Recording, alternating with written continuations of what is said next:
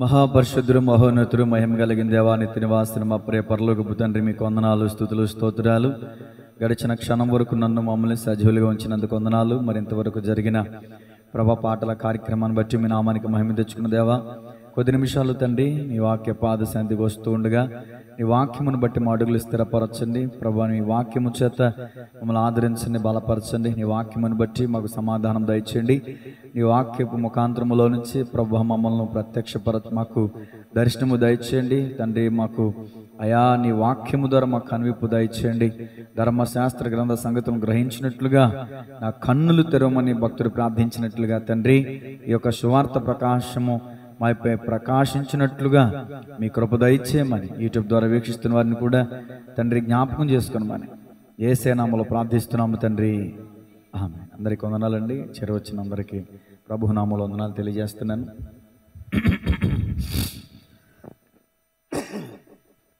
దేవుని ఘనమైన నామానికి మహిమ కలుగునుగాక. మరి ప్రతి శనివారము ప్రార్థన అంశాలను గురించి మాట్లాడడం జరుగుతుంది. అంతకుముందు స్త్రీలను గురించిన వర్తమానాలు మనం ధ్యానించాం. ఇంచుమించు 100 మంది స్త్రీలను గురించిన ప్రసంగాలు ప్రకటించడం జరిగింది. ఒకసారి తెనాల నుంచి వస్తుండగా బస్సులో నా పక్కనే ఆత్మీయ సహోదరి పరిచయం అయ్యారు. అప్పుడు ఈ పరిచయం చేశాను, అమ్మా ఇట్లా కృప మినిస్ట్రీస్ యూట్యూబ్ ఛానల్లో ఇలా 100 మంది స్త్రీల వర్తమానాలు ఉన్నాయి, మీరు ఆసక్తి కలిగి ఉన్నారు కనుక వీక్షించండి అని చెప్తే, బైబిల్లో 100 మంది ఉన్నారా అని ఆమె అడగటం జరిగింది. చాలా మంచిగా మాట్లాడుతున్నారు, చాలా వాక్యాలు మాట్లాడుతున్నారు. కానీ విశేషమైన సంగతి ఏంటంటే అందరూ కూడా అబ్రహాము, ఇస్సాకు, యాకోబు, దావీదు ఇట్లా ఈ విధమైన ప్రసంగాలు చేస్తారే కానీ మరెందుకో నాటి నుంచి నేటి వరకు కూడా స్త్రీలను గురించిన విషయాలకు వస్తే వెనకడుగు వేస్తారు. స్త్రీలను గురించి మాట్లాడడానికి కూడా, స్త్రీలని మాట్లాడడానికి అనుమతి కూడా ఎవరు కొన్ని సందర్భాల్లో, కొన్ని స్థలాల్లో. కానీ బైబిల్ గ్రంథం ఆ విషయాలను సపోర్ట్ చేయదు. ఖచ్చితంగా యేసుక్రీస్తు ప్రభుల వారు పునరుద్ధానుడైన తర్వాత మొట్టమొదట ప్రత్యక్షమైంది ఎవరికి? స్త్రీకే కదా, మగ్దలేని మరియకే కదా. కాబట్టి దేవుని దృష్టిలో స్త్రీలకి ఉన్నతమైన పాత్ర ఉంది. ఏమండి, ఈ లోకంలో మనుషులు గుర్తించకపోవచ్చు, కానీ మరి ఎందుకు ఈ విషయాన్ని జ్ఞాపకం చేశానంటే వాటిని మూలన పెట్టేయకుండా ప్రసంగాలు కూడా, ఆ స్త్రీలను గురించిన ప్రసంగాలు కూడా మీకు పరిచయంగా ఉన్నటువంటి వారికి ఏమండి వాటిని పంపించినట్లయితే వారు వాక్యాలు విని బలపడతారని నా ఆశ. అంతే. దేవునికి స్తోత్రం కలుగును గాక.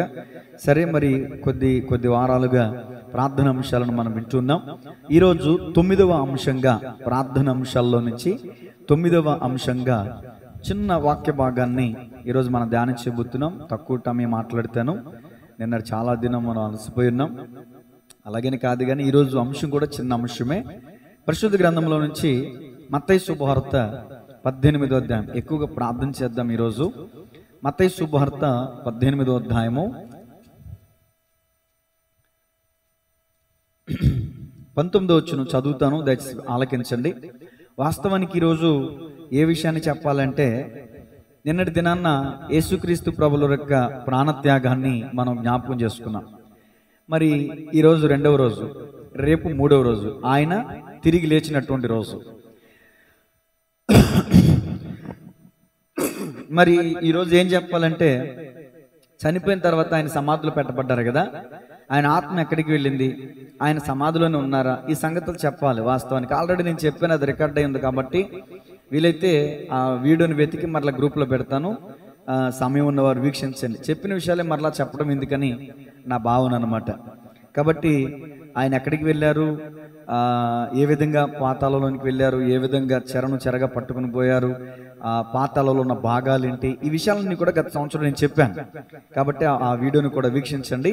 ఈరోజు మన వాక్య ధ్యానాంశం మత్తయి శుభవార్త 18వ అధ్యాయం 19వ వచనం మాత్రమే. చూడండి. మరియు మీలో ఇద్దరు తాము వేడుకను దేని గూర్చి అయినను భూమి మీద ఏకీభవించిన ఎడల అది పరలోకముందున్న నా తండ్రి వలన వారికి దొరుకునని మీతో చెబుతున్నాను. మరలా చదువుతున్నాను. మరియు మీలో ఇద్దరు తాము వేడుకొను దేనిని గూర్చి అయినను భూమి మీద ఏకీభవించిన ఎడల అది పరలోకముందున్న నా తండ్రి వలన వారికి దొరుకునని మీతో చెప్పుచున్నా. 20వ వచనం. ఏలయనగా ఇద్దరు ముగ్గురు, రెండు పదాలు ఉన్నాయి, ఇద్దరు ముగ్గురు నా నామమున ఎక్కడ కూడి ఉందురో అక్కడ నేను వారి మధ్యన ఉందునని చెప్పాను. దేవునికి మహిమ కలుగునుగా. చేతిలో తీసి పక్కన పెట్టి చేతులు కట్టుకోమాయి. సిటేట్ నా వైపు చూసి వాక్యం వినాలి. అర్థమవుతుందా? ఇద్దరు ముగ్గురు. మొట్టమొదటి వచనంలో ఏముంది? మీలో ఇద్దరు తాము వేడుకొను దేని గూర్చి అయినను. ఇద్దరు అన్న విషయానికి వస్తే అది దేనిని సూచిస్తుందంటే ఇద్దరు కుటుంబ ప్రార్థన సూచిస్తుంది. భర్త భార్య ఇద్దరు, అక్క చెల్లి ఇద్దరు, అన్న తమ్ముడు ఇద్దరు, ఇద్దరు స్నేహితులు. ఈ ఇద్దరు కుటుంబాన్ని సూచిస్తుంది అనమాట. అంటే కుటుంబ ప్రార్థన ఎక్కడైతే ఉంటుందో ఇద్దరు కలిసి, భార్య భర్త ఇద్దరూ కలిసి దేవుణ్ణి ఏదైతే వేడుకుంటారో అది తప్పక పరలోకం ఉన్న తండ్రి వలన అనుగ్రహించబడుతుంది. ఇది చాలా అసాధ్యం. కుటుంబ ప్రార్థన గురించి నేను ఎందుకు చెప్పలేనంటే, కుటుంబ ప్రార్థన చేసినప్పుడే నేను కుటుంబ ప్రార్థన గురించి చెప్పాలి. ఎందుకంటే 4-5 రోజులు కూడుకోవటం, తర్వాత మరలా నేను వేరే మీటింగ్కి వెళ్ళటం, లేకపోతే వేరే కొన్ని అనానుకూల పరిస్థితులు, వీళ్ళు కూడా 2 రోజులు కొనసాగించడం, తర్వాత మరలా అట్లా నెగ్లెక్ట్ చేయడం వల్ల అశ్రద్ధ అయిపోతుంది అనమాట. కాబట్టి అది చెప్పడానికి నేను అనర్హుడిని. కానీ మనం పాటిస్తే మాత్రం గొప్ప ఆశీర్వాదం పొందుకుంటాం. ఇలాగే ప్రతి కుటుంబంలో ఉంటుందేమో అనుకుంటాను నేను. భార్య భర్త ఇద్దరు కలిసి ప్రార్థించడం అనేది రేర్, చాలా తక్కువ. కానీ ఏ కుటుంబంలో అయితే భర్త భార్య అంటే భార్య భర్తలు ఇద్దరూ కూడా కలిసి మోకాళ్ళుని ప్రార్థన చేస్తారో వాళ్ళ ప్రార్థనకి చాలా స్పీడ్గా సమాధానం అనేది వస్తుంది. భార్య కుదిరితే భర్త కుదరదు, భర్త కుదిరితే భార్య కుదరదు. ఈ విధమైనటువంటి పరిస్థితుల ద్వారా చాలా మంది కుటుంబ ప్రార్థనని అశ్రద్ధ చేస్తారేమో నా వలే అని అనుకుంటాను నేను. కానీ దేవదేవుడు చెప్తున్నటువంటి మాట ఏంటంటే, ఎక్కడ ఇద్దరు కలిసి ఏకీభవిస్తారో ఏమండి వాళ్ళ ప్రార్థన దేవుడు ఆలకించి వాళ్ళకి ప్రతిఫలం ఇస్తాడంట. ఇద్దరు కలిసి చేసేది కుటుంబ ప్రార్థన. మరి ముగ్గురు కలిసి చేసే ప్రార్థన సంఘ ప్రార్థన. దేవుడు మిమ్మల్ని దీవించును గాక. ముగ్గురు కలిసి ప్రార్థించారు. ఎవరో చెప్పండి? ఒక కొండ ఎక్కి ఆ కొండ మీద ముగ్గురు కలిసి, మోషే, అహరోను, హూరు, ముగ్గురు. ఈ ముగ్గురు కలిసి ప్రార్థన చేశారు. అమాలేకీయుల మీద విజయం వచ్చింది.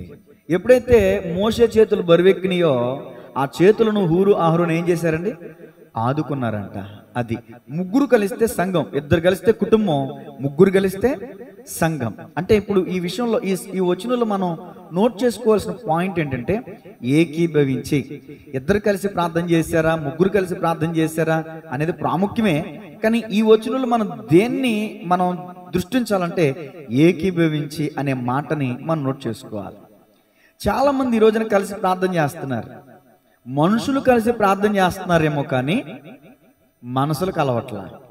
ఈ మధ్యకాలంలో ఓ దైవజనుల పేరు చెప్పకూడదు కానీ ఆయన కొంచెం హాస్యాస్పదంగా ఒక మాట చెప్పారు. ఈరోజు చాలా మంది దైవజనులు కలిసినప్పుడు వందనాలు చెప్పుకుంటారు, చక్కగా హట్ చేసుకుంటారు, చక్కగా అలింగనం అంటారు కదండి, హట్ చేసుకుంటారు, చక్కగా ప్రేమగా పలకరించుకుంటారు అని చెప్పారు. మంచిదే, దాంట్లో ఏముంది. కానీ ఆయన చెప్పిన మాట ఏంటంటే, సేవకుల యొక్క ఉదరం కలుస్తుంది కానీ హృదయం కలుస్తలేదంట. ఏం కలుస్తుందంట? ఉదరాలు కలుస్తున్నాయి కానీ హృదయాలు కలవట్లేదంట.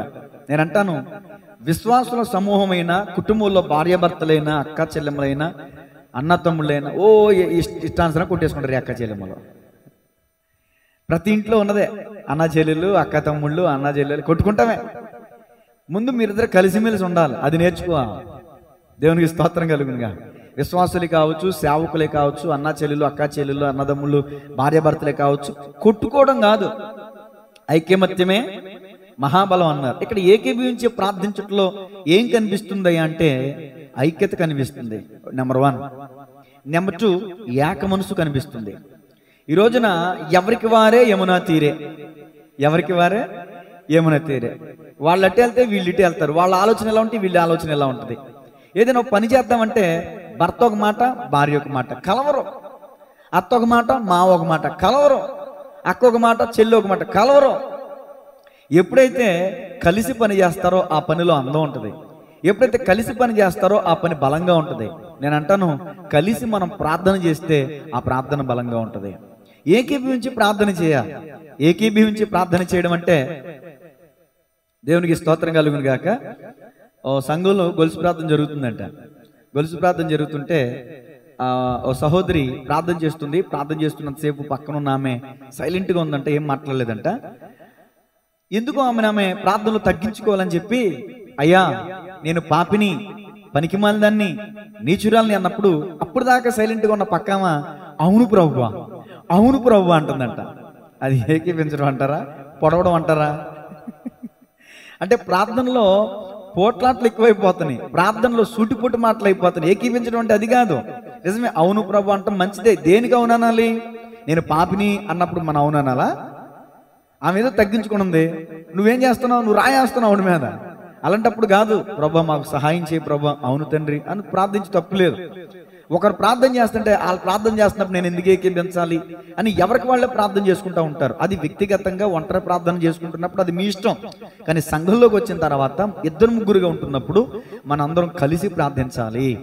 దైవజనులు చెప్తారు, అమ్మా దీని గురించి ప్రార్థన చేయండి, ఇదిగో ఈ ప్రార్థన రిక్వెస్ట్ ఉంది, మరి భారతదేశం కోసం ప్రార్థన చేయండి, మన గ్రామం కోసం ప్రార్థన చేయండి, ఇదో సంఘంలో కొన్ని అవసరతలని ప్రార్థన చేయండి అని దైవజనుడు ప్రార్థన అవసరతలు చెప్పినప్పుడు ఆ అవసరతలను ఎత్తిపెట్టి సంఘం ప్రార్థించాలి.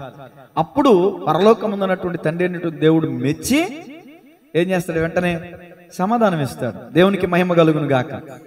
చూడండి, ఏకీభవించి చేసే ప్రార్థన బలమైన ప్రార్థన. ఏకీభవించి చేసిన ప్రార్థనలో ఐక్యత ఉంటది. కీర్తనకారుడు అంటాడు కదా, ఎక్కడ చూడండి 100వ కీర్తన, ఎక్కడ 133వ కీర్తన అనుకుంటా, 133వ కీర్తన చూడండి. ప్రార్థనలో ఐక్యత ఉంటుంది. సహోదరులు అది ఐక్యత కలిగి నివసించుట ఎంత మేలు, ఎంత మనోహరము. అది తల మీద పోయబడి అహరోను గడ్డము మీదుగా కారి అతని అంగీల అంచు వరకు దిగజారిన పరిమళ తైలం వలె ఉండును. పరిమళ తైలం సువాసన వస్తుంది. ఎక్కడ ఐక్యత ఉంటుందో అక్కడ సువాసన ఉంటుంది. ఏమండి, సియోను కొండ మీదకి దిగవచ్చు, హెర్మోను మంచు వలె ఉండును. మంచు పడినప్పుడు చూస్తే అది చాలా ఆహ్లాదకరంగా ఉంటుంది ఆ వాతావరణం.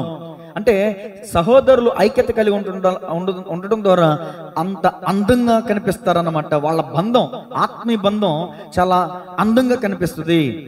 చూడండి, అంత మాత్రమే కాదు, ఐక్యత ఉన్న చోట ఏముంటుందో చూడండి, ఆశీర్వాదమును శాశ్వత జీవమును అచ్చట ఉండవలనని యెహోవా సెలవిచ్చుచున్నాడు. ఎవరి ప్రార్థనకి దీవెన వస్తుంది, ఎవరి ప్రార్థనకి ఆశీర్వాదం వస్తుంది అంటే సహోదరులు, ఇద్దరు లేక ముగ్గురిని అంటారు కదండి సహోదరులు, ఐక్యత కలిగి ఐక్యతతో చేసే ప్రార్థన వలన దీవెన వస్తుందండి. ఐక్యత లేకుండా మనం చేసే ప్రార్థన దీవెన ఆశీర్వాదం తీసుకురాదు, అది శాపాన్ని తీసుకొస్తుంది. ఈ మాట అన్నందుకు నన్ను క్షమించాలి. పౌలు గారు అన్నారండి ఒక మాట, అది చెప్పనివ్వండి. పత్రికలో ఒక మాట ఉంటుంది, రిఫరెన్స్ చెప్పలేను కానీ వాక్యం చెప్పేస్తాను, నా వైపు చూడండి.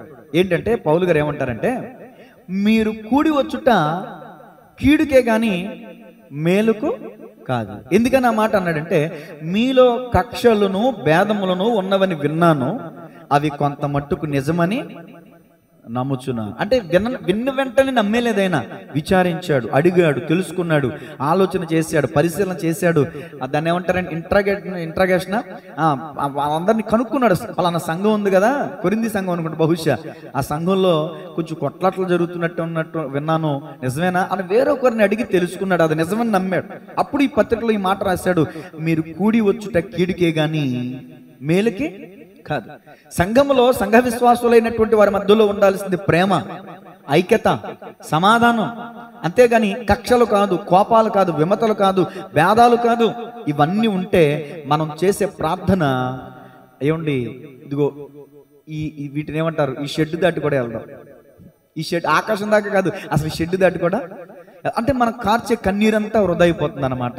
మనం చేసే ప్రార్థన అంతా వృధా అయిపోతుంది అన్నమాట. దేవుడు ఎవరి ప్రార్థన ఆలకిస్తాడంటే ఐక్యమత్యముతో కలిసి చేసేవారి ప్రార్థన దేవుడు ఆలకిస్తాడు. ఐక్యమత్యంలో ఎంత బలం ఉంటుందో చెప్పమంటారండి. ఇశ్రాయేలీయులు బిక్కుబిక్కుమంటున్నటువంటి పరిస్థితి అండి. దేశంలో బిక్కుబిక్కుమంటున్నారు. ఎందుకంటే శత్రువులు చుట్టుముట్టేశారు. ఈ శత్రువులను జయించే శక్తి ఆనాడు ఇశ్రాయేలీయులకు లేదు. ఎందుకంటే శత్రువులు లెక్కకు మించి విస్తారమైనటువంటి దండుతో ఉన్నారు. కొన్ని దినాలైంది, నెలలైపోయింది. ఇజ్రాయేల్ దగ్గర ఉన్న ఆహారం అంతా అయిపోయింది. దేశంలో ఉంటే ఆకలితో చేస్తారు, దేశం బయటకు వస్తే శత్రువుల చేత చేస్తారు. ముందు నుయ్య వెనగ్గొయ్య అనే పరిస్థితి అండి ఇజ్రాయేలుది. ఆ టైంలో ఊరి వెలుపల వెలివేయబడినటువంటి స్థితిలో కుష్ఠరోగులు 4 ఉన్నారు. ఆ కుష్ఠరోగులకు కూడా అన్నం లేదు. దేశంలోనే అన్నం లేకపోతే వాళ్ళకేం వస్తుంది? వాళ్ళకుంటే కాస్త కూస్తో పడేస్తారు. వాళ్ళకే లేదు, వీళ్ళకి ఇంకేముంటది? ఇప్పుడు ఈ 4 ఆలోచన చేస్తున్నారు. దేశంలోకి వెళ్తే రాళ్లతో కూడా చంపేస్తారు, శత్రువుల దగ్గరికి వెళ్తే శత్రువులు చంపేస్తారు. అరే ఇలా కాదు, శత్రువుల దగ్గరికి వెళ్దాం, చంపేస్తే చచ్చిపోతాం, కనికరించి ఓ మొద్ద, ఎందుకంటే వీళ్ళ దగ్గర తినలేదుగా, స్వదేశంలో తినలేదుగా, ఈ శత్రువుల దగ్గర తిండి ఉంది కదా, కనికరించి ముద్దాడితే తినేద్దాం, కొడితే చచ్చిపోదాం అని ఈ 4 కలిసి ఐక్యతతో ముందడిగేశారు. ఆ 4 యొక్క, ఆ కుష్ఠరోగుల యొక్క ఐక్యతను దేవుడు చూశాడు. చూసి దేవుడు అద్భుతం చేశాడు. ఏంటో తెలుసండి, ఈ 4 కలిసి అడిగేస్తుంటే ఓ కొన్ని వేల కొలది గుర్రాల రథముల శబ్దాలు వినబడుతున్నాయట శత్రువులకి. ఉన్నది 4 4 అడుగులు వేస్తున్నారు.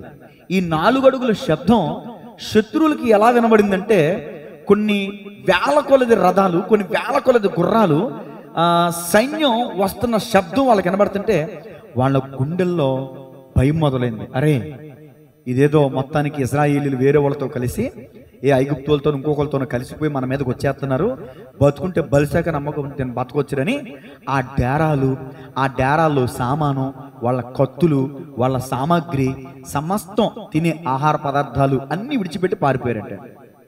ఈ 4 కుష్ఠరోగులు వచ్చి శత్రువులు ఎక్కడ చంపేస్తారేమో అని చూస్తుంటే ఏమంటే అక్కడ ఆహార పదార్థాలు కనబడ్డాయి, శత్రువులు కనబడలేదంట. ఆవురు మంట తిన్నారంట. ముందు వాళ్ళకి సామాగ్రి కనబడాల, ముందు ఆహారం కనబడింది, కడుపు నిండా తిన్నారు. ఇప్పుడు అమ్మయ్య అని పైకి లేస్తే విలువైన సామాగ్రి కనబడింది. వాళ్ళలో సామాగ్రి తీసుకుని వెళ్ళిపోయి దాచేసుకున్నారు, మళ్ళీ వస్తున్నారు, దాచేసుకున్నారు, మళ్ళీ వస్తున్నారు. ఇప్పుడు వీళ్ళకి ఒక ఆలోచన, అరే ఇది మంచి పద్ధతి కాదురా, దేవుడు ఆకలితో తెచ్చి మనల్ని కడుపు మీద పెట్టాడు, తగినంత మట్టుకు మనం దాచుకున్నాం, ఇంకా మనం లేట్ చేస్తే ఎవరో ఒకరు వచ్చి మనం చంపేస్తారు. ఈ రక్షణ మనకి మాత్రమే కాదు, దేవుడు కలగజేసిన రక్షణ ఇజ్రాయేలీలందరికీ కూడా మనం తెలియజేయాలని ఈ 4 కుష్ఠరోగులు గ్రామంలోకి వెళ్ళి ఆ దేశ ప్రజలకు తెలియజేస్తే రాజుకు కూడా నమ్మబుద్ధి కావట్లా. ఆ రాజు గారికి సైనికుడు ఒక సలహా ఇచ్చాడు, ఇప్పుడు ఎంతో మంది చచ్చారు, ఇంకో 2 పంపించి చూస్తే సత్తే చేస్తారు, ఒకవేళ వాళ్ళు చెప్పింది నిజమైతే మనందరికీ ఆహారం వస్తుంది కదంటే 2 పంపిస్తే అది నిజమే.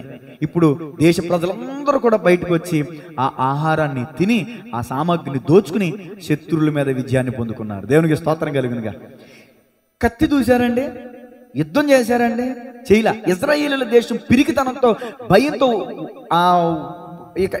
వణికిపోతున్న పరిస్థితి. కానీ వాళ్ళకి విజయం ఎలా వచ్చింది? 4 కుష్ఠరోగులు కలిసి ఐక్యతతో వేసిన ఒక్కడుగు. దేవునికి స్తోత్రం. మరి మన జీవితాల విజయం ఎందుకు ఉంటలా? మన కుటుంబంలో ఐక్యత ఎందుకు ఉంటలా? ఉన్నదే కుటుంబంలో 4, కానీ ఆ 4 ఎడమోకం పెడమోకం, భార్యాభర్త అవ్వచ్చు, అత్తమావ కావచ్చు, తల్లిదండ్రులు కావచ్చు, అన్న చెల్లి కావచ్చు, అక్కడ దాకా అనవసరం ఎవరో నాకు తెలియదు.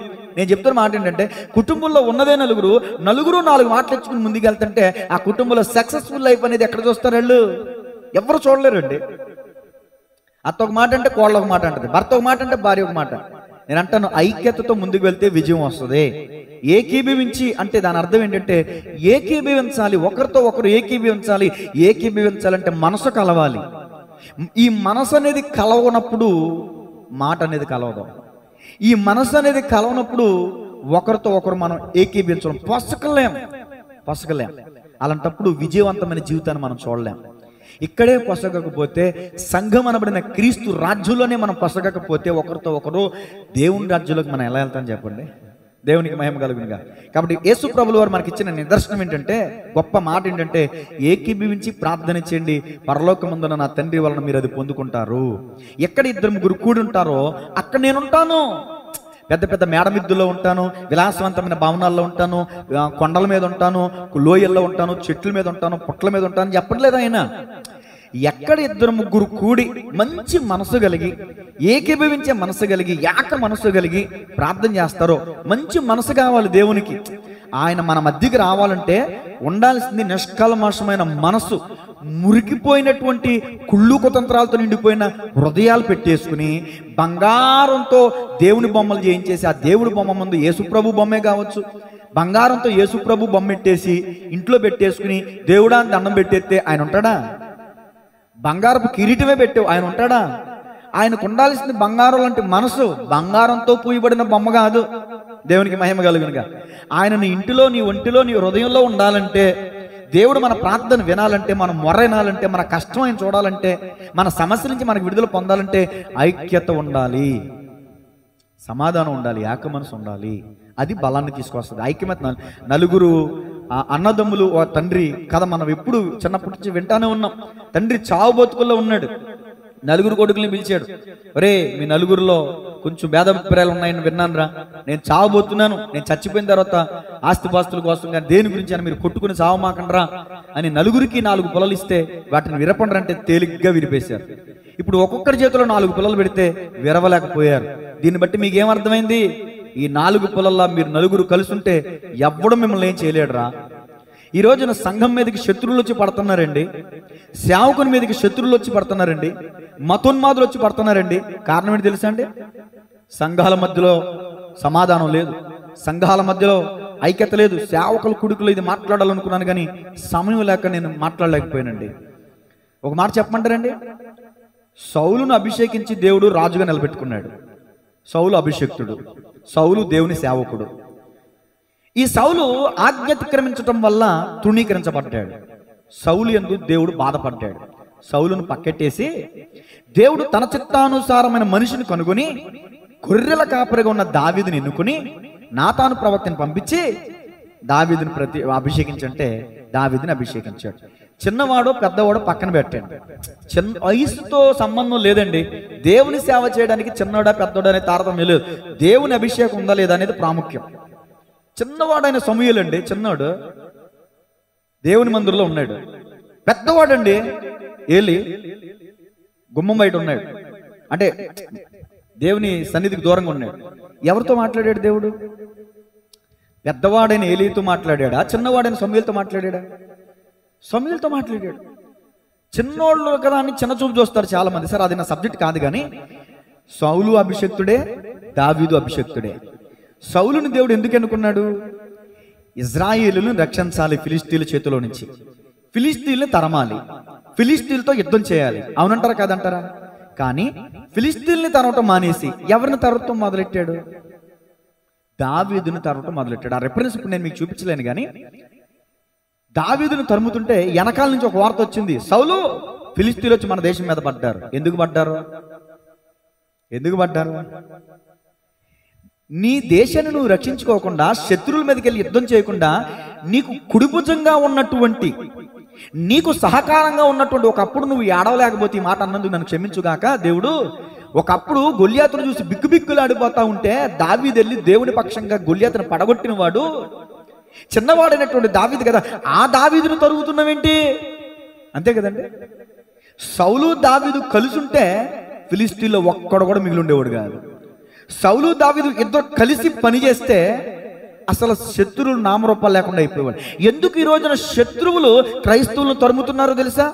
సేవకుల మధ్యలో ఐక్యత లేదు, సేవకుల మధ్యలో ఏకీభవించే మనస్సు లేదు, సేవకుల మధ్యలో తారతమ్యాలు, భేదాభిప్రాయాలు. నాకు ప్రెసిడెంట్ పదవి కావాలి, ఈ మాటలు చెప్పడానికి సిగ్గుపడుతూ చెప్తున్నాను నేను. నాకు వైస్ ప్రెసిడెంట్ పదవి కావాలి, నాకు ట్రెజరర్ పదవి కావాలి, నాకు ఈ పదవి ఇస్తే నేను ఈ గ్రూపులో ఉంటా, లేకపోతే వేరే గ్రూప్ పెట్టేస్తా. ఒక కలిదిన్న మండలానికి 3 గ్రూపులు ఉన్నాయంటే నమ్ముతారండి? ఈ 3 గ్రూపుల్లో ఒక గ్రూపులో ఇంకో గ్రూప్లోకి వెళ్తే ఇంకో కాలం వచ్చేస్తుంది. ఆ గ్రూప్లోకి ఎందుకు వెళ్ళాం? ఆ దేవుని సేవకులు కదా, అందుకని నాలంటూ ఏ గ్రూప్కి వెళ్తాం అనేసాడు. దేవునికి స్తోత్రం కలిగింది. 3 గ్రూపులు ఎట్టేశారండి కలిదిన మండలంలో. మతోన్మాదం పెరగమండి ఎందుకు పెరగదు? క్రైస్తవుల మీద పడమండి ఎందుకు పడరు? పాస్టర్లను చంపమండి ఎందుకు చంపరు? సేవకుడుగా నీవు, నేను, విశ్వాసులుగా మీరు అందరూ కలిసి ఐక్యతతో ఉంటే బలం కలిగి ఉంటాం కదండి. ఎందుకండి ఈ రోజున క్రైస్తవుల మీద విషం చిమ్ముతున్నారు? ఎందుకండి క్రైస్తవులను అణిచివేయడానికి గల కారణం ఏంటంటే క్రైస్తవులదే తప్పు, క్రైస్తవులతో మనదే తప్పు అండి. దేవుడు చెప్తున్నాడు ఐక్యతతో ఉండండి. ఈ పాస్టర్ అంటే ఆ పాస్టర్కి పడదు, ఆ పాస్టర్ అంటే ఈ పాస్టర్కి పడదు. నాది పెద్ద చర్చు, నాది ఏసీ రూము, నాకు వేల మంది జనం వస్తారని ఆయన ఎచ్చు, ఆయన ఎవరిని డమ్మో ఆడిదే. ఎవడు గొప్పలాడు చూపించుకోవడానికి బాబేలు గోపురాన్ని దేవుడు ఆపేసాడు. ఎందుకు తెలుసండి? బాబేలు గోపురం కడుతున్నారంట, ఆకాశమనంతున్నట్టు గోపురం. ఎందుకు కడుతున్నారంటే పేరు సంపాదించుకుందామని అంట. అంటే మందిరాలు కట్టేది పేరు సంపాదించుకోవడానిక, గొప్పలు చెప్పుకోవడానిక, దేవుని మహిమార్థమే మందిరాలు కడతామా? అంతే కదండి. నాకు ఇన్ని చర్చలు ఉన్నాయి, నాకు ఇంతమంది జనం ఉన్నారని చెప్పుకోవడానిక సేవ చేసేది? ప్రభు చేతికి మనం ఆత్మల్ని రక్షించి ప్రభు చేతిలో పెట్టడానిక? ఈరోజు సేవకుల మధ్యలో ఐక్యత లేదండి, విశ్వాసుల మధ్యలో ఐక్యత లేదండి, కుటుంబాల్లో ఐక్యత లేదండి, భార్య భర్తల మధ్యలో ఐక్యత లేదండి. ఇంకెక్కడ ఏకీపిస్తాం మనం? దేవుడేమో నువ్వు ఏకీపించి ప్రార్థన చేయి, నువ్వు కలిసి ప్రార్థన చేయి, ఇతరులతో నువ్వు ఎదురు బదురు చక్కగా 2-3 కలిసి ఏకీపించి ప్రార్థన చేయండి. ఆ ప్రార్థనకి సమాధానం ఎందుకు రాదు?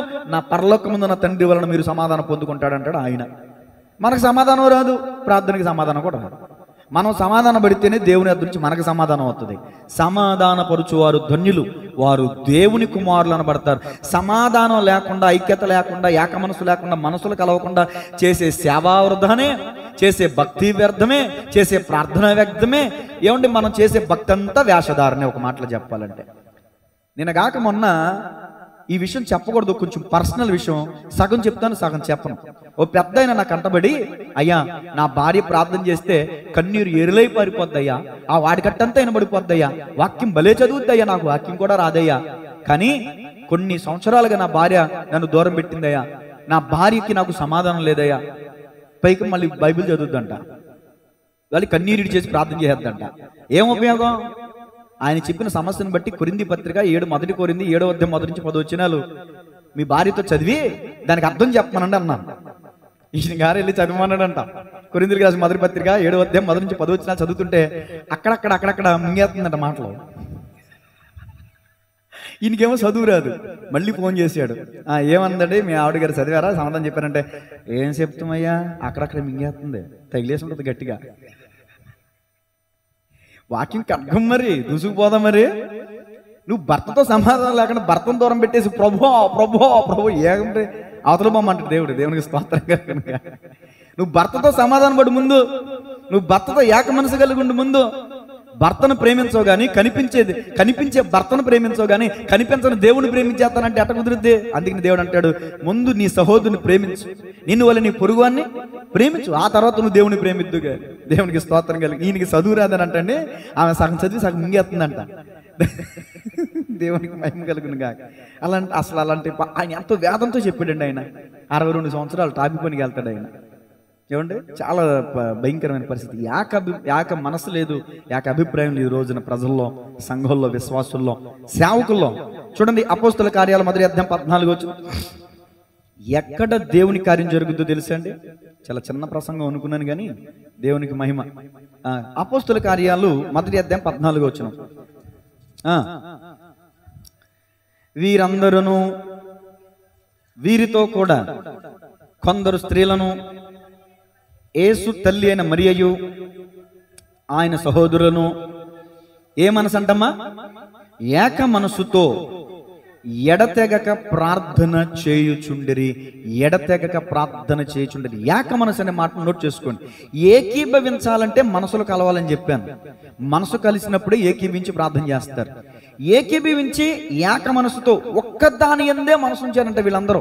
యేసు ప్రభువులు వారు ఆరోహణమవుతూ ఒక మాట చెప్పారు, నేను వెళ్ళిపోతున్నాను, నేను వెళ్ళి మీ కొరకు వేరొక ఆదరణకర్తను పంపిస్తాను, ఆయన కొరకు కనిపెట్టి ప్రార్థన చేయండి అని చెప్పారు. ఎందుకు పరిశుద్ధాత్ముడు కావాలి? ఎందుకు పరిశుద్ధాత్ముడు మనకు అవసరం అనంటే, పాత నిబంధన గ్రంథంలో ఒక మాట ఉందండి, బలిమి చేతనైనను శక్తి చేతనైనను కాక ఇది నా ఆత్మ వలననే జరుగును. పరిశుద్ధాత్ముడు యేసు ప్రభులు వారు వెళ్ళాకే వచ్చారు అనుకుంటారు కొంతమంది. పాత నిబంధన గ్రంథంలో కూడా వస్తూ వెళ్తూ ఉన్నారు ఆయన. అన్ని వేళలా ఉన్నవాడైన, అప్పుడు ఇప్పుడు ఎప్పుడు ఉన్నవాడైన, అంతటా ఉన్నవాడైన, సర్వాంతర్యామి సర్వవ్యాపి. దేవునికి స్తోత్రం కలుగునుగా. ఇక నేను చెప్పదగ్గ విషయం ఏంటంటే, వీళ్ళందరూ కలిసి పరిశుద్ధాత్ముడా పరిశుద్ధాత్ముడా మమ్మల్ని అభిషేకించు అని ఏకస్వరముతో, ఏక మనసుతో, ఏకగ్రీవంగా పట్టుదల కలిగి ప్రార్థన చేస్తున్నారంటండి. ఆ వచనాలు కిందకంతా చదువుకుంటూ వెళ్తే, పరిశుద్ధాత్మ అగ్ని 2 నాలుకలుగా విభాగింపబడి అనేక మంది మీద వ్రాలగా వారు వాక్శక్తిని పొందుకున్నారు, అన్య భాషలతో మాట్లాడారు, దేవుని వరాన్ని పొందుకున్నారండి. అసలు అద్భుతం అండి అది. దేవుని ఆత్మ అవసరం మనకి. పరిశుద్ధాత్ముడు ఏం చేస్తాడంటే సమాధానం కలిగిస్తాడు. ఐక్యత కలిగిస్తాడు. చూడండి ఎక్కడ ఉంటుంది, తిమోతికి రాసిన మొదటి పత్రిక అనుకుంటా. పరిశుద్ధాత్ముడు చేసే కార్యం ఏంటంటే, ఎఫెసీయులకు రాసిన పత్రిక 4వ అధ్యాయం మొదటి వచనం, 174 పేజీ, ఎఫెసీ పత్రిక 4వ అధ్యాయం. కాబట్టి మీరు సమాధానమును బంధము చేత ఆత్మ కలిగించు ఐక్యమును కాపాడుకునేందు ఆత్మ, పరిశుద్ధాత్ముడు ఏం కలిగిస్తాడంటే ఐక్యత కలిగిస్తాడు. పరిశుద్ధాత్ముడు ఐక్యత కలిగిస్తాడు. పరిశుద్ధాత్మ దేవుడు మన పాపాలని ప్రేరేపింపజేస్తాడు, ఒప్పింపజేస్తాడు. పరిశుద్ధాత్మ దేవుడు సర్వసత్యంలోకి నడిపిస్తాడు. దేవుని ఆత్మ గురించి ఒక మాట రాయబడింది, ఎవడు చూడండి, ఎవడు ఆయన ఆత్మను కలిగి ఉండడో వాడు ఆయన వాడు కాడు. దేవుని ఆత్మ ఎవరు కలిగి ఉంటారో, దేవుని ఆత్మ ఎక్కడ ఉండునో అక్కడ స్వాతంత్రం ఉండును. దేవుని ఆత్మ చేత ఎందరు నడిపించబడుదురో వారు దేవుని కుమారులు అనబడతారు. లౌకిక ఆత్మను కలిగి ఉన్నాం మనం. ప్రాణం పోతే శరీరాన్ని విడిచి ఆత్మ పోయిద్ది, దాన్ని లౌకిక ఆత్మ అంటారు, అందరం కలిగి ఉండే ఆత్మ. కానీ మనం ఇంకా పరిశుద్ధాత్మ అభిషేకాన్ని మనం కలిగి ఉండాలి. దేవుని యొక్క ఆత్మ నింపుదల మనం కలిగి ఉన్నప్పుడు పరిశుద్ధాత్ముడు సర్వసత్యంలో మనల్ని నడిపిస్తాడు. వీళ్ళందరూ ఇక్కడ కలిసి ఏక మనసుతో ప్రార్థన చేస్తున్నారు, పరిశుద్ధాత్ముడా మమ్మల్ని అభిషేకించు, అభిషేకించు, అభిషేకించు అని ప్రార్థన చేస్తే వాళ్ళ ప్రార్థన దేవుడు ఆలకించి పెంతెకోస్తు దినానండి 2వ తర్వాత మీరు చదువుకోండి, పరిశుద్ధాత్మ దేవుడు వాళ్ళని అభిషేకించాడు. వాళ్ళ ప్రార్థనకి సమాధానం వచ్చిందా రాలేదండి? వచ్చింది. 120 మంది కలిసి మేడగదిలో ప్రార్థన చేశారంట. ఎంతమంది అనేది ప్రాముఖ్యం కాదు, 2, 3, 4, 10 మంది ఎంతమంది ఉన్నారనేది ప్రాముఖ్యం కాదు. కానీ ఏక మనసు ఉందా లేదా, ఏక మనసుతో ఏక అభిప్రాయం కలిగి చేశారా లేదా చూడండి. మరికొన్ని రిఫరెన్స్లు, కొరింథీయులకు రాసిన మొదటి పత్రిక 1వ అధ్యాయం 10వ వచనం ఏమని చెప్తుంది వాక్యం? మీరు ఎలా ఉండాలి అని వాక్యం చెప్తుంది చూడండి. కొరింథీయులకు రాసిన మొదటి పత్రిక 1వ అధ్యాయం 10వ వచనం, సహోదరులారా మీరందరూ ఏకభావముతో మాటలాడవలననియు మీలో కక్షలు లేక ఏక మనసుతోను ఏక తాత్పర్యముతోను మీరు సన్నద్ధులై ఉండవలననియు మన ప్రభు అయిన యేసుక్రీస్తు పేరిట మిమ్మును అసలు నాటి నుంచి నేటి వరకు సేవకులైన మేము వేడుకుంటానే ఉన్నాం. అమ్మ అమ్మ అమ్మ అంత కోపం వద్దమ్మా, అమ్మ అమ్మ అంత కక్ష వద్దమ్మ, అంత భేదం వద్దమ్మా, ఆత్మీయులు అమ్మ, రక్త సంబంధులు అమ్మ, అమ్మ ఈ లోక రక్త సంబంధులు కాదమ్మా, సిలువ రక్త సంబంధులు తల్లి, మనం ఆత్మీయ సంబంధులు అమ్మ, ఈ లోక మర్యాదలు ఇప్పుడు కూడా మంట కలిసిపోతాయమ్మా, ఇదిగో దేవుని రాజ్యులు మనందరూ కలిసి ఉండాలి, అంత కోపం వద్దమ్మా, కొద్దిగా చల్లారమ్మా, కొద్దిగా శాంతించమ్మా, శాంతం శాంతం శాంతం అని చెప్తానే సరిపోతుంది మా బ్రతుకంతా, మా జీవితం అంతా. ఎక్కడో చోట మంటెట్టి అతడు సాతానుగాడు, మనమేమో తగలడిపోతూ ఉంటాం. ఏం చేయాలి మనం? అపవాది వేయుచున్న అగ్నిబాణములను, అపవాది వేయుచున్న అగ్నిబాణములను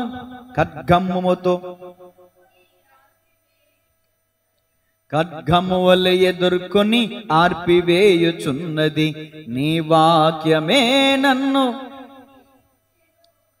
బాధలలోనే. చెప్పడం మనం ఏం కలిగి ఉండాలంటండి? ఏక భావం కలిగి ఉండాలంట, ఏకముగా మాట్లాడాలంట, ఏక తాత్పర్యం కలిగి ఉండాలంట. ఏమండి అంటే ద్వంద్వార్థాలు ఇచ్చే మాటలు మనలో ఉండడానికి వీల్లేదు. ఏక భావం, ఒకటే భావం, ఒకటే భావం, ఒకటే మనసు, ఒకటే తాత్పర్యం. సన్నద్ధులు అంటే దాని అర్థం ఏంటి చెప్పండి? సన్నద్ధులు అంటే యుద్ధానికి సిద్ధం కండి అనేది దాని అర్థం. ప్రార్థన అనేది ఒక పోరాటం తెలుసండి. ప్రార్థనలు యాకోబు ఏం చేశాడంట? పోరాడాడంట. ప్రార్థన చేయడానికి సిద్ధపడుతున్న మనం సన్నద్ధులం, యుద్ధ సన్నద్ధులమైన మనము కక్షలు కలిగి ప్రార్థన చేయడానికి వీల్లేదు. కక్షలు కలిగి మనం ప్రార్థన చేస్తే అది మనం చేసే ప్రార్థన మనకి కీడు తీసుకొస్తుంది కానీ మేలు మాత్రం తీసుకురాదండి. కాబట్టి మన హృదయంలో ఉన్న కక్ష, కోపం ఇవన్నీ తీసేసుకుని హృదయపూర్వకంగా ఆత్మతో సత్యంతో మనం ప్రార్థన చేస్తే ఖచ్చితంగా దేవుడు ప్రార్థన ఆలకిస్తాడు. 2 కొరింథీ 13:11 కూడా చదవండి, ముగించేస్తున్నాను. 2 కొరింథీ 13:11, 2వ కొరింథీయులకు రాసిన 2వ పత్రిక 13వ అధ్యాయం 11వ వచనం.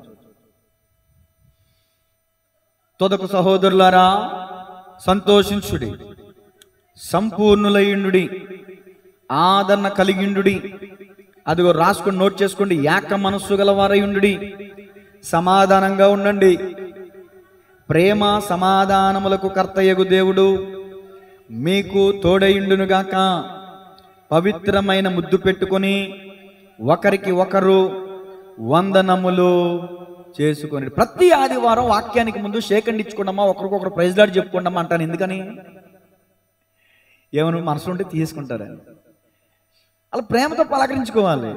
అంటే ముద్దెట్టుకోమని డైరెక్ట్గా దాని అర్థం, అది అక్షరార్థం, అది అలంకార భాష, అది దేవుని స్తోత్రం. లేకపోతే వేరే పవిత్రమైన ముద్దు దాని అర్థం ఏంటంటే, చూడండి, కొన్ని దేశాల వారు దాన్ని ఫాలో అవుతారు, కానీ అది మనకి కొంచెం అసభ్యంగా ఉంటుంది. కాబట్టి డైరెక్ట్గా అక్షరార్థంగా ముద్దు పెట్టుకోమని అర్థం కాదు. కానీ అంటే ముద్దు పెట్టుకున్నప్పుడు పెదవులు ఎలా కలుస్తుంది, మనసు కలవాలని అర్థం. పెద్దవాళ్ళు అంటారు, కడుపులో లేనిదే కౌగిలించుకుంటే వస్తుందా అన్నట్టు. ముందు కడుపులో ఉండాలి. కౌగిలించేసుకుంటే ముద్దెట్టేసుకుంటే పైపే ముద్దులెట్టే ఎవరైనా పెట్టేస్తారు. పైపే ముద్దులు. పగవాడంట లెక్కలేని ముద్దులు ఎడతాడంట. దేవునికి స్తోత్రం. ముద్దెట్టేసుకున్నంత మాత్రం ప్రేమ ఉన్నట్టు కాదు. దేవునికి స్తోత్రం కలిగినగా. నేను అంటాను, మనసు కలవాలి, సమాధానంగా ఉండండి. ప్రేమ సమాధానం కర్తయ్య దేవుడు అప్పుడు మీకు తోడే ఉంటాడు. ఒకరికొకరు వందనాలు చెప్పుకోండి. ప్రారంభ దినాల్లో, నేను సేవకు వచ్చిన దినాల్లో కొంతమంది వందనాలు చెప్పేవాళ్ళు కాదు, నేనే వందనాలు చెప్పేవాడిని. వాళ్ళు మాత్రం చేతులు కట్టుకున్నట్టు వెళ్ళిపోయేవాళ్ళు. నాకు అర్థమయ్యేది కాదు. తర్వాత వాళ్ళ సంఘంలో పేరు చెప్పకూడదు, సేవకులు చెప్తారంట, పవిత్రులకి వందనాలు చెప్పుకోవాలంట. ఇదిగో గెహాజీకి ఏలియా చెప్పాడు, ఎలీషా చెప్పాడంట, నువ్వు ఈ దండం పట్టుకుని ఇల్లు, ఎవరు నీకు నమస్కారం చేసిన ప్రతి నమస్కారం చేయొద్దని చెప్పాడు. కాబట్టి పవిత్రులకి నమస్కారం అంటే, నేనే వాళ్ళకి వందనాలు చెప్తున్నాను, వాళ్ళు నా దృష్టిలో పవిత్రులు, వాళ్ళు నాకు వందనాలు చెప్పట్లేదంటే వాళ్ళ దృష్టిలో నేను ఎవరిని? పవిత్రుడిని. ఎంత ఉంటుందా? తర్వాత వందనాలు చెప్పకపోవడం కారణం ఇంకొక మాట అంటారంట, మీరు గనక పొరపాటు నా పితృలకి వందనాలు చెప్తే వాళ్ళల్లో ఉన్న దెయ్యాలని మీకు వచ్చేస్తాయి అంటారంటండి. అసలు వందనాలు చెప్తే దెయ్యం ఎందుకు వస్తుందండి? అసలు వాక్యం ఏం చెప్తుంది, సేవకులు ఏం చెప్తున్నారు, దేవుడు ఎలా నడిపించాడు, సేవకుడు ఎలా నడిపిస్తున్నాడు ఈ రోజున సంఘాన్ని? అందుకనే చూడండి, అన్ని సంఘాల వారు కలవరు. దేవునికి స్తోత్రం కలుగునుగా. ఒక్కోసారి చూడ, కొంతమంది మీకు పరిచయం అయ్యారో లేరు ఇలాంటి వాళ్ళు, మనం వందనాలు చెప్తే ముఖాలు తిప్పుకుని వెళ్ళిపోతారు. కొంతమంది చేతులు పక్కటేసుకుని వెళ్ళిపోతారు. వాళ్ళకి భయం, మన పిత్ర తాళకి ఎక్కడంటే వేసుకుంటారు. పచ్చగా ఎవరు గంట. అలాగే నేను వాళ్ళ పిత్రులు అనలేదండి. అందరూ పరిశుద్ధులు, క్రీస్తు రక్తం ద్వారా కడగబడిన వారు అందరూ పరిశుద్ధులు, వారు పరిశుద్ధులు. దేవునికి స్తోత్రం కలుగునుగా. ఫిలిప్పీయులకు రాసిన పత్రిక 2వ అధ్యాయం 2వ వచనం, వందనాలు చెప్పుకోండి అమ్మా, ముఖాలు తిప్పుకోమాకండమ్మా. ఇదిగో రక్త సంబంధి కనబడినప్పుడు నువ్వేం చేయకూడదంట, ముఖం తిప్పుకోకూడదు. యేసు రక్త విజయం. ఫిలిప్పీ 2:2, మీరు ఏక మనసులగునట్లుగా ఏక ప్రేమ కలిగి, అద్దుగో ఏక భావము కలిగి ఒక్క దాని యందే మనసుంచుచు నా సంతోషం అద్దండి. దైవజనునికి సంతోషం ఎక్కడ ఉంటుందంటే అక్కడ ఉంటుంది. ₹1000 కానుకలు ఇస్తే కాదు, పరిచయం చేస్తే కాదు, పాటలు పాడితే కాదు, సాక్ష్యాలు చెప్తే కాదు. సంఘం అందరూ కలిసి ఏకభావంతో ఎప్పుడైతే ఉంటారో, ఏక మనసు కలిగి ఎప్పుడైతే ఉంటారో, సేవకుడికి అప్పుడు సంతోషం. కన్న తల్లిదండ్రులు ముందు కన్న పిల్లలు కొట్టుకుని చచ్చిపోతుంటే ఆ కన్న తల్లిదండ్రులు సంతోషంగా ఉంటారండి. వాళ్ళ కడుపు తరుక్కుపోద్ది, పేగులు మెల్లడిపోతూ ఉంటాయి. అయితే నా బిడ్డ ఎవరు నిలదీస్తారు, ఎవరు తప్పని చెప్తారు? కళ్ళ ముందు కన్నబిడ్డలు కొట్టుకుని చచ్చిపోతుంటే ఆ తల్లిదండ్రికి కడుపు శోకమే కానీ సంతోషం ఎక్కడ ఉంటుందండి? పౌలు అంటాడు, నా సంతోషం సంపూర్ణం చేయండి అమ్మా, సంతోషంగా ఉండండి అమ్మా, ఏక మనసు కలిగి ఉండండి అమ్మా, ఏకభావం కలిగి ఉండండి అమ్మా, కొట్టుకోమాకండి అమ్మా అని చెప్తున్నాడు పౌలు గారు. ఇంకా చెప్పాలంటే రండి, చాలా విషయాలు ఉన్నాయి. ఆఖరి మాట చెప్పి ముగిస్తాను. సత్యం చెప్పులు ధరించే లోపు అసత్యం ప్రపంచ చుట్టూ తిరిగి వచ్చేద్దండి. ఏకీభవించండి అంటే మంచి విషయాల్లో ఏకీభవించండి. కొంతమంది ఎక్కడ ఏకీభిస్తారు? ఎదుటోళ్ళ కొంపలు కూల్చేయాలంటే మాత్రం ఒక జంట ఉంది బైబిల్లో, ఆ జంట ఎదుటోళ్ళ కొంప కదని వాళ్ళ కొంప వాళ్ళు కూల్చేసుకున్నారు. చూడండి, అపోస్తుల కార్యాలు 5:9 వచ్చిన ఒకటి చదవండి చాలు. అపోస్తుల కార్యాలు 5:9, అది మీకు అంతా తెలుసు కాబట్టి నేను వివరించట్లా. అపోస్తుల కార్యాలు 5:9, అందుకు పేతురు, ప్రభు యొక్క ఆత్మను శోధించుటకు మీరెందుకు ఏకీభవించితిరి? చాలండి. ఇక్కడ ఎవరెవరు ఏకీభవించారు చెప్పండి మీరే. అననీయ సప్పిరా, ఇదిగో ఏమండి నేను ఇలా చెప్తానే, నువ్వు కూడా ఇలాగే చెప్పే, ఇదిగో పొరపాటు రాకూడదు సుమా, ఇలాగే చెప్పు, తేడా రాకూడదు. ఎవరి దగ్గర ఇలా ఆటలో ఎవరి దేవుని ఆత్మాభిషేకం తనపడిన దైవజనుడి దగ్గర, పేతురుకు తెలియదు అనుకుంటున్నారండి అబద్ధం ఆడితే. పేతురు దగ్గర ఉన్నటువంటి పరిశుద్ధాత్మ సంగతి వాళ్ళకి తెలియక పిచ్చోళ్ళు వీళ్ళు అబద్ధాలు చెప్పుకుని నేను ఇలా మాట్లాడతాను, నువ్వు కూడా ఇలాగ మాట్లాడని భార్య భర్తలు ఇద్దరు కలిసి ఏకీభవించారంట. ప్రేమలో ఉంటుందా ఏకీభవించటం? ఐక్యతలో ఉంటుందా ఏకీభవించటం? అభివృద్ధి పొందుట్లో ఉంటుందా ఏకీభవించటం? పాడు పని చేయటంలో మిమ్మల్ని మీరు నాశనం చేసుకుంటలో ఉంటుందా ఏకీభవించటం? భార్య భర్తలు ఈ రోజున ఏకీభిస్తున్నారంటే కొన్ని సందర్భాల్లో అననీయ సప్ఫీరా లాంటి వారు లేకపోలేదండి. చెడు పనులు చేయటంలో, పాడు పనులు చేయటంలో, ఎదుటి వారిని పాడు చేయటంలో ఏకీభవించే మనసు మంచి పని చేయటంలో, ఒక కాపురాన్ని నిలబెట్టడంలో, ఏమండి ఓ మంచి పని చేయటంలో, కుటుంబాన్ని అభివృద్ధి చేయటంలో, తమ కుటుంబాన్ని తాము అభివృద్ధి చేసుకుంటంలో ఏకీభవించే మనసు ఉండదండి. ఎవరన్నా పాడు చేద్దామంటే మాత్రం నలుగురు కలిసి ముందుకు వచ్చేస్తారు. ఒకరిని బాగు చేద్దామంటే మాత్రం ఒక్కడు కూడా, ఇదిగో పలానా ఆయన యాక్సిడెంట్ హాస్పిటల్ ఉన్నాడు సహాయం చేద్దామంటే ఒక్కడో, ఇదిగో ఇది తాగడానికి సొక్కలేదంట ఈయన తీసుకెళ్తానికి నలుగురు, మందోసేసి అని జడగొట్టేస్తారు, అని చంపేస్తారు. హాస్పిటల్ బెడ్ మీద ఉన్నవాడికి ₹1 రక్తదానం చేయరు, రూపాయి ఎవరు, ఆకలరు అంటే అన్నం పెట్టరు, భీమి ఎవరు, కానీ నలుగురిని ఒకరిని పాడు చేద్దామంటే మాత్రం నలుగురు కలుస్తారు. అదండి సమాజం యొక్క పరిస్థితి. నేను ఒక మాట చెప్తాను, ఇది చెప్పాల్సిన విషయం అండి. ఒక్క నిమిషం దేవుని స్తోత్రం చెప్పండి. ఎందుకు ఇంత నొక్కి ఒక్కానికి చెప్తున్నానంటే, మన సంఘంలో 40 మంది ఉన్నారండి. 39 మంది బాగానే ఉన్నారు. 39 మంది బాగానే ఉన్నారు. ఒక్కడు మాత్రం విరోధంగా ఉన్నాడు. ఆ ఒక్కడి వల్ల రావాల్సిన కీడు వచ్చేది తెలుసండి. ఆ ఒక్కడి వల్ల రావాల్సిన కీడు వచ్చేది ఖచ్చితంగా. ఎగ్జాంపుల్ చెప్పమంటారా? ఇజ్రాయేలీలందరూ హయ్యనే పురాన్ని పట్టుకోవడానికి వెళ్తున్నారు. చిన్న పురం అది, హయ్యనే పురం, చిన్న పురం, దాన్ని పట్టుకోవడానికి వెళ్తున్నారు. ఆ సమయంలో ఆకాన్ అనే ఒక్క వ్యక్తి తప్పు చేశాడు. ఇజ్రాయేలీల సమాజం మీదకి దేవుని కోపం వచ్చిందా? రాలేదండి. దేవుని కోపం సంఘం మీద కూడా వస్తుంది. సంఘంలో ఏ ఒక్కరు లోపం కలుగున్నా, ఏ ఒక్కరు అసమాధానం కలుగున్నా, ఏ ఒక్కరు ఏకీభవించే మనసు లేకపోయినా సంఘానికి క్షేమం కాదండి. అందుకని వాక్యం చెప్తుంది, క్రీస్తు శరీరం క్షేమాభివృద్ధి చెందించుటకు పరస్పర ప్రేమాభిమానాలు కలిగి ఉండండి అని ఫిలిప్పీ పత్రికలో ఉందండి ఆ మాట. క్రీస్తు శరీరాన్ని మనం క్షేమాభివృద్ధి చేయాలంటే పరస్పరం ఒకరికొకరు ఒకరు ప్రేమానురాగాలు కలిగి ఉండాలంట. దేవునికి మహిమ కలుగునుగా. ఆకాను ఒక్కడు చేసిన తప్పు ఇజ్రాయేలీలందరి మీదకి వచ్చింది శాపం. ఇంకో మాట చెప్పనండి, దీన్ని ఆధారంగా చేసుకుని తర్వాత దినాల్లో ఒక యాజకుడు ఒక ఉపపత్నిని ఒక ఆమెను పెళ్లి చేసుకుంటాడు. ఉపపత్నిగా ఉంటది. ఆమెను తీసుకుని ప్రయాణంలో ఉన్నప్పుడు బెన్యామీనీల ప్రాంతానికి వెళ్ళినప్పుడు అక్కడున్న బెన్యామీనీలు యవనస్తులు ఆ యాజకుని భార్యని చెరిపి పాడు చేసి చంపేస్తారు. ఆ సంగతి ఇజ్రాయేలీలందరికీ వినబడుతుంది. ఎలా తేలుతుందంటే, తన భర్త ఏం చేస్తాడంటే తన భార్యను ముక్కలు కింద చేసి ఇజ్రాయేలీలందరికీ పంపిస్తాడు. ఎందుకంటే అంత ఘోరం జరిగిందని తెలియడం కోసం. ఇజ్రాయేలీలందరూ ఒక్కటైపోతారు. ఇజ్రాయేలీలందరూ ఒక్క మనుషుడైనట్టుగా ఏకీభవించి బెన్యామీనుల మీద యుద్ధం ప్రకటిస్తారు. అంటే ఇప్పుడు మనందరం ఈ ఒక్కడి మీద మనందరం కలిసి యుద్ధం చేయాలని కాదు, అది సన్నద్ధులే మనం ప్రార్థన చేయాలని చెప్పాను కదండి. ఆ ఒక్కడి మారు మనసు కోసం మనం ప్రార్థన చేయాలి. ఎందుకు ఇజ్రాయేలీలందరూ ఒక్క మనుషు, అక్కడ ఆ రిఫరెన్స్ భలే ఉంటుంది, నా దగ్గర ఉంది, టైం అయిపోయింది కాబట్టి ముగిస్తున్నాను.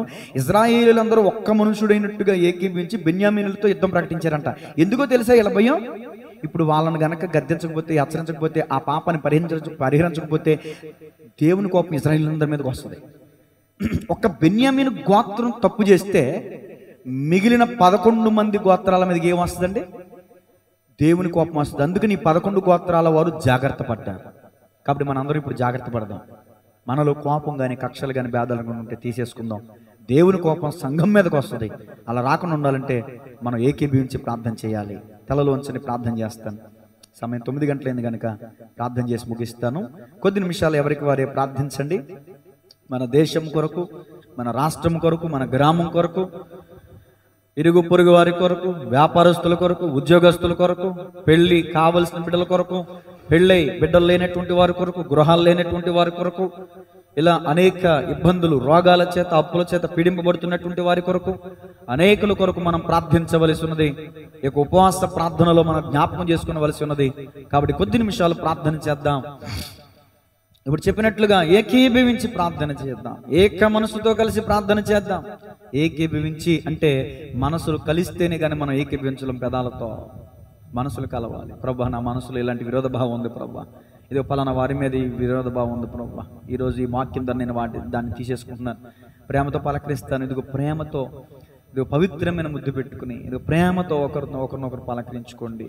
ఒకరికొకరు వందనాలు చెప్పుకోండి. ఎడమోకం పెట్టుకుని ఉండమాకండి. ఎన్ని విషయాలు ప్రభు మాతో మీరు మాట్లాడినందుకు మీకు వందనాలు తండ్రి, వందనాలు తండ్రి, వందనాలు తండ్రి, వందనాలు తండ్రి, వందనాలు తండ్రి. ఎవరికి వారి కొద్ది నిమిషాలు ప్రార్థన చేసుకుందాం. ఏక మనసు కలిగి ఉండాలని ప్రార్థన చేద్దాం. ఏక అభిప్రాయం కలిగి ఉండాలని ప్రార్థన చేద్దాం. ఏక తాత్పర్యం కలిగి ఉండాలని ప్రార్థన చేద్దాం. ఏకీభవించి ప్రార్థన చేయడం ద్వారా దేవుడు సమాధానం ఇస్తాడు. మీ ప్రతి ప్రార్థనకి సమాధానం ఇస్తాడు. నీ కుటుంబ సమస్య, సంఘ సమస్య, సామాజిక సమస్య, ఏ సమస్య అయినా దేవుడు సమాధానం ఇస్తాడు. ఇప్పుడు ఏకీభవించి చేసినప్పుడు. నీలో నాలో ప్రార్థన ఉంది కానీ ఏకీభవించి చేసే ప్రార్థన లేదు. ఎదుటివారితో కలిసి మనసు కలిపి చేసే ప్రార్థన లేదు. ప్రార్థన అనగా దేవునితో సంభాషణ. దేవుని పాదాలు మీ ఎదుట నిలిచి ఉన్నాయి. పట్టుకుండా ఆయన పాదాలు. యాకోబు పట్టేసుకున్నాడు, పెనుగులాడాడు, పోరాడాడు. మగసిరి గలవాడే దేవునితో పోరాడి జయించాడు. పశ్చాత్తాపానికి మించిన ప్రాయశ్చిత్తం మరొకటి లేదు.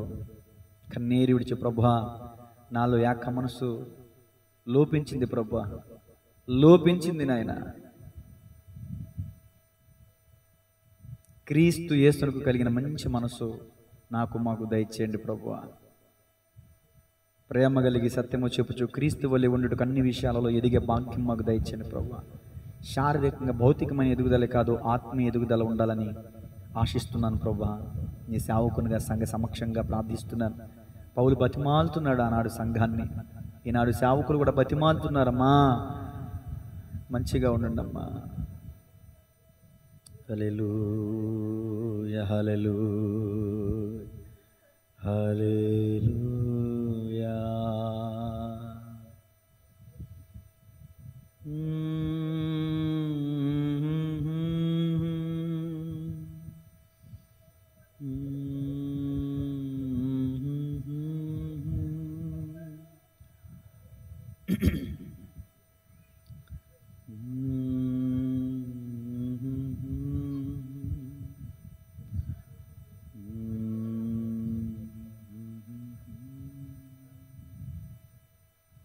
స్తోత్రం, స్తోత్రం, స్తోత్రం, స్తోత్రం. భార్య భర్తలు, అక్క చెల్లెములు, అన్న తమ్ముళ్ళు కలిసి చేసే ప్రార్థన శక్తివంతమైంది. ఏకీభవించి చేసే ప్రార్థన శక్తివంతమైంది, బలమైంది, ఆశీర్వాదకరమైంది, దీవెనకరమైంది. అక్కడ దేవుడు ఉంటాడు. హల్లెలూయా, హల్లెలూయా, హల్లెలూయా, హల్లెలూయా, హల్లెలూయా, హల్లెలూయా, హల్లెలూయా, హల్లెలూయా, హల్లెలూయా. ఘోర పాపినైన నేను దూరంగా పారిపోగా, నీ ప్రేమతో నన్ను క్షమించి నన్ను హత్తుకున్నావయ్యా. ఘోర పాపులమైన మనల్ని దేవుడు హత్తుకున్నాడు. మన ఎదుటివారు మన ఎడలు చేసిన చిన్నపాటి అపరాధాలు మనం క్షమించకపోతే ఎలా, మనం హత్తుకోకపోతే ఎలా? ప్రార్థన. మహాపరిశుద్ధుడు, మహోన్నతుడు, మహిమ కలిగిందేవా, అయా ఈ సాయంకాలం ముందు రాత్రికాల సమయంలో తండ్రి నీ వాక్య ధ్యానంలో నాతోనే మీరు మాట్లాడారు. నిజమే తండ్రి, ఇష్టముంటే ఒకలాగా, కష్టమైతే మరొకలాగా ఉంటాం. శారీర సంబంధమైన మనసు అది, శరీర సంబంధమైన మనసు. వాక్యం తెలియజేస్తుంది, శరీరానుసరమైన మనసు మరణాన్ని కలగజేస్తుంది, ఆత్మానుసారమైన మనసు జీవమును సమాధానమునైనదని. లోక సంబంధమైన శరీరానుసారమైన మనసు మాలోంచి తీసివేయండి ప్రభువా. తండ్రి, ఆత్మానుసారమైన మనసు మాకు దయచేయండి తండ్రి. నీకు ఆత్మ అభిషేకము చేత నింపబడి ఆత్మశక్తి చేత మేము నడిపించబడాలి. మా ఆలోచన చొప్పున మేము నడవకూడదు ప్రభువా, అవి నష్టాన్ని తీసుకొస్తాయి. ఈరోజు నీ వాక్యం ద్వారా నాతోనే మీరు మాట్లాడారు తండ్రి. నాలో మాలో ఎవరూ కూడా ఎవరి మీద కోపోద్రేకాలు కలిగి ఉండకుండా అయ్యా ఒకరినొకరు క్షమించుకునే మనసు మాకు దయచేయండి, ఒకరినొకరు ఆదరించుకునే మనసు దయచేయండి తండ్రి. మేమందరం కూడా ఏక అభిప్రాయం కలిగి ఉంటానికి సహాయం చేయండి. సంఘ కార్యకలాపాల్లోనే కానీ, కుటుంబ విషయాల్లోనే కానీ ఐక్యత ఎదుటి వారిని గౌరవించాలి. ఎదుటి వారి మాటను గౌరవించినప్పుడే అయ్యా యువతల వారి మాట కూడా గౌరవం ఉంటుంది కదా. అలాగున మేము ఎదుటి వారిని యోగ్యులిగించడమే క్రీస్తుని కలిగిన మంచి మనసు అని బైబిల్ సెలవిస్తుంది కదా. అయ్యా అట్టి మనస్సు మాకు దయచేయండి ప్రభువా. ఎదుటి వారి మాటను తృణీకరించకుండా అయ్యా తొందరపడే స్వభావాన్ని నాలో మాలో తీసివేయండి ప్రభువా. ఎదుటి వారిని అర్థం చేసుకునే మనసు మాకు దయచేయండి. నన్ను అర్థం చేసుకోలేదు అనే బాధ మేము పడకుండా మొదటగా మేము ఎదుటి వారిని అర్థం చేసుకునే మనసు మాకు దయచేయండి ప్రభువా. కంగారు పడే మనసు, తొందరపడే స్వభావం నాలో మాలో తీసివేయండి ప్రభువా. సమాధానకరమైన మనసు మాకు దయచేయండి అయ్యా. ప్రేమ సమాధానములకు కర్తయ్యకు దేవుడు తోడై ఉంటాడు అని వాక్యం చెప్తుంది. నిజమే, నీ తోడు మాకు కావాలంటే మేము ఏకీభవించి ప్రార్థించే వరకు ఉండాలి. అటు మనసు అటు అభిప్రాయం కలిగి ఇక్కడి నుంచి అయినా మేము ఉండడానికి సహాయం చేయాలి. ఈరోజు విత్తబడిన వాక్యం మండల పొదలలో, రాతి నేలలో, త్రోవ పక్కన పడిన విత్తనముగా కాక మంచి నేలను పడిన విత్తనముగా 30 60 100 ఫలింపు పొందడానికి సహాయం చేయండి. సంఘం అభివృద్ధి పొందాలి, సంఘం ఆశీర్వదించబడాలి. సంఘం దీవించబడటం అంటే సంఖ్య పెరగటం కాదు, కానీ మాలో పరివర్తన రావటమే. అయ్యా కొద్ది మందే ఉండొచ్చు, కానీ 10కి 10 మంది దేవుని రాజ్యంలో ప్రవేశించగలిగిన వారుగా ఉండాలి. అట్టి రీతిగా నా ఆత్మీయ బిడ్డల్ని నేను తీర్చిదిద్దాలి, అట్టి రీతిగా నేను రూపుదిద్దాలి ప్రభువా. సంఖ్య పెరగాలని కోరుకోవట్లేదు ప్రభువా, ఉన్న విశ్వాసుల్లో పరివర్తన రావాలని ఆశపడుతున్నాను తండ్రి. మనసులు మారాలని ప్రార్థిస్తున్నాను ప్రభువా. కక్షలు తొలగిపోవాలని ప్రార్థిస్తున్నాను ప్రభువా. దేవుని ప్రేమతో నింపబడాలి, ఆ దేవుని ప్రేమతో ఎదుటి వారిని ప్రేమించాలి, ఆ ప్రేమను 10 మందికి పంచాలి. దేవుని మాదిరి మేము కలిగి ఉండాలని ఆశపడుతున్నాను ప్రభువా. ఆనాడు పౌలు గారు వేడుకున్నట్టే నేను వేడుకుంటున్నాను తండ్రి. సంఘంలో ఐక్యత దయచేయండి, సమాధానం దయచేయండి, ఏక మనసు దయచేయండి, ఏక అభిప్రాయం దయచేయండి తండ్రి. మేమందరం ఏకీభవించి ప్రార్థించి అనేక ఆత్మలు మేము సంపాదించాలి అయ్యా. అనేక మంది కొరకు మేము ప్రార్థించాలి. ఆత్మల పట్ల భారం కలిగి మా దేశాన్ని మీకు అప్పగించాలి, మీ చేతికి అప్పగించాలి. మా భారతదేశాన్ని మీ చేతికి అప్పగించాలి. అంటే కృప దయచేయండి. మా దేశాన్ని దీవించండి అయ్యా. మా కోరికలు గ్రామాన్ని దీవించండి. మా గ్రామంలో ఉన్న అవసరతలు, నీళ్ల కొరత, రోడ్ల సమస్య, డ్రైనేజీల సమస్య, ఎన్నో సమస్యలు ఉన్నాయి. ఆ సమస్యలన్నిటి నుంచి కూడా విడుదల దయచేయండి. మంచి పరిపాలకులు మాకు దయచేయండి అయ్యా.